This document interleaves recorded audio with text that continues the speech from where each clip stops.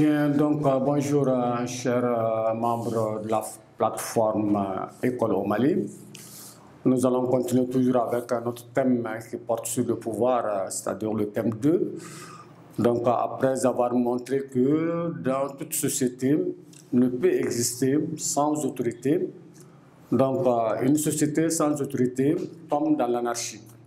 Donc nous allons essayer de voir une première forme de gouvernement, la plus bonne, peut-être la plus bonne forme de gouvernement qu'on appelle la démocratie.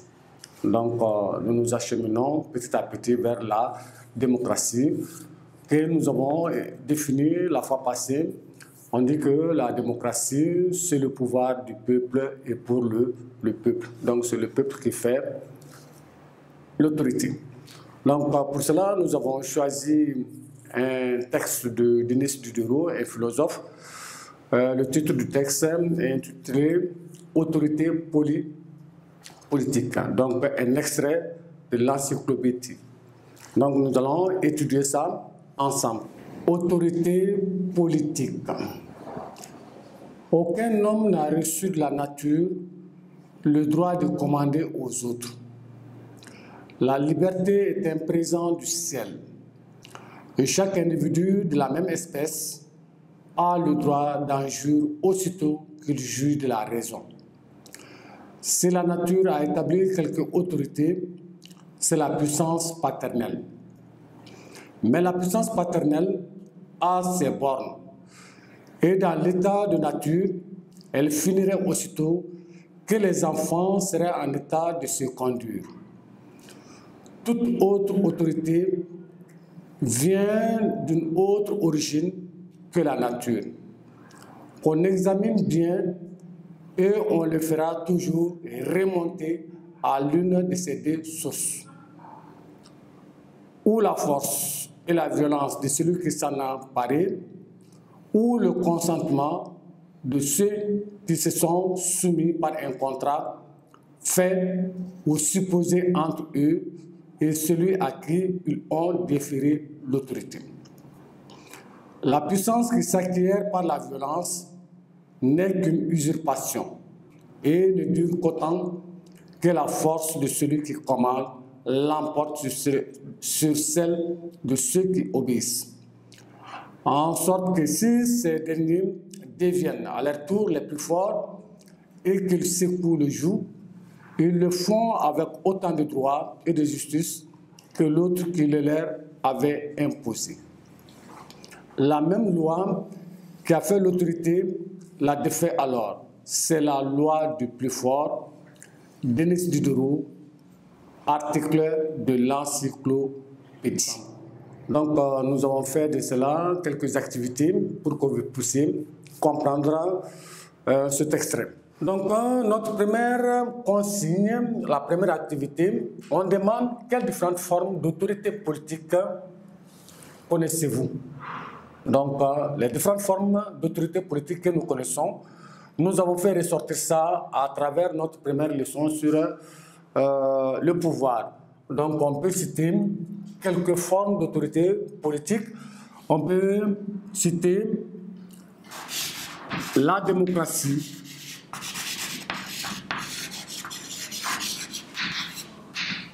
la plutocratie,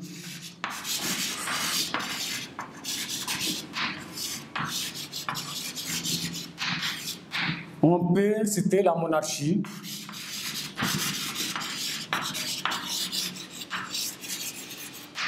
etc., etc. Donc, ce sont les formes politiques que nous connaissons, la démocratie, la plutocratie, la monarchie, nous avons vu l'oligarchie, etc., etc. Deuxième consigne, selon vous, quelle autorité politique va préconiser Denis Diderot, philosophe du XVIIIe siècle, animateur et principal rédacteur de l'encyclopédie. Donc, nous savons que ce que Diderot préconise dans ce texte que nous allons voir ensemble, nous avons fait la lecture, ce qu'il préconise, c'est la démocratie. Donc, Diderot est pour la démocratie. Donc, on peut dire ici, Denis Diderot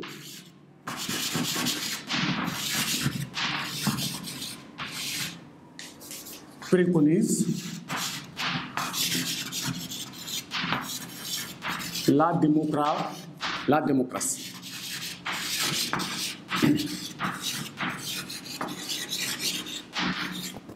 Donc, pourquoi il préconise la démocratie? Il veut la démocratie parce qu'il dit que aucun homme n'a reçu de la nature le droit de commander les autres. Donc, ce n'est pas Dieu qui demande aux hommes de commander les autres. Donc, pour qu'il y ait commandement, pour qu'il y ait autorité, il faut que le peuple choisisse. Donc, ce qu'il préconise, c'est la démocratie. Ensuite, nous allons passer à autre activité. On demande de repérer les mots en italique. Quel est l'effet recherché par Diderot?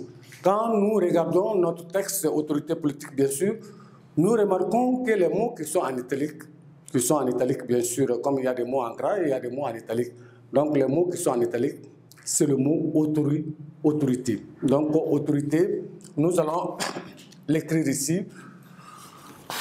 Le mot qui a en italique, le seul mot qui est répété plusieurs fois, c'est le mot autorité. Donc, on peut dire qu'il est répété 4 fois dans le texte. Donc, on dit de dire quel est l'effet recherché par Diderot.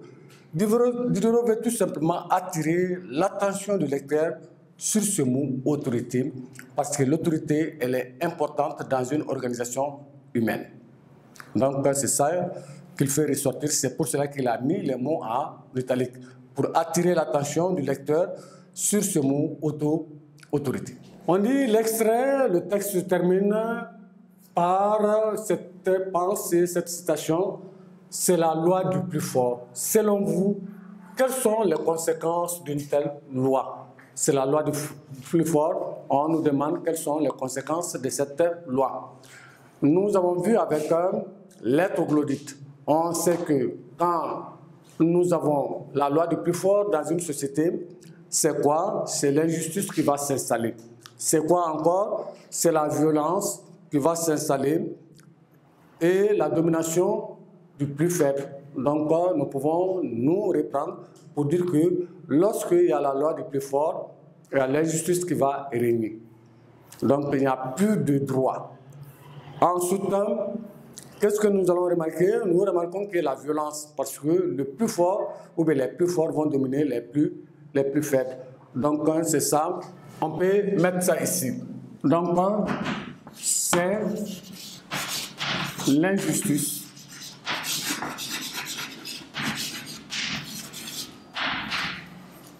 La violence,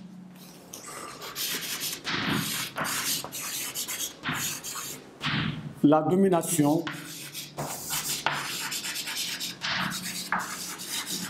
du plus faible.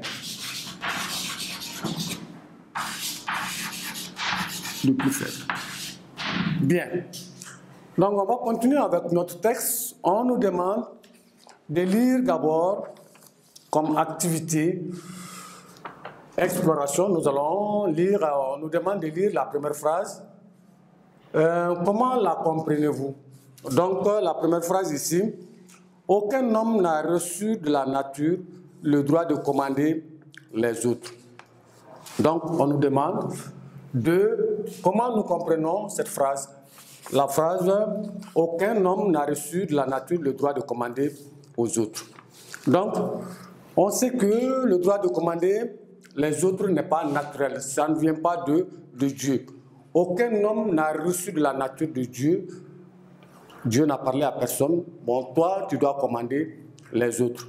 Donc, le commandement vient de l'organisation sociale. Donc, on peut dire ici que le pouvoir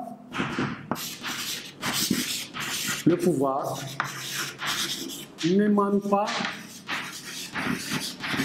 ne provient pas de la nature.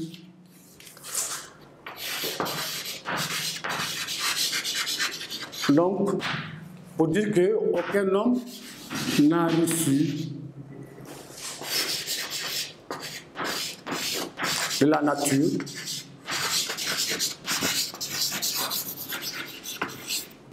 le droit de commander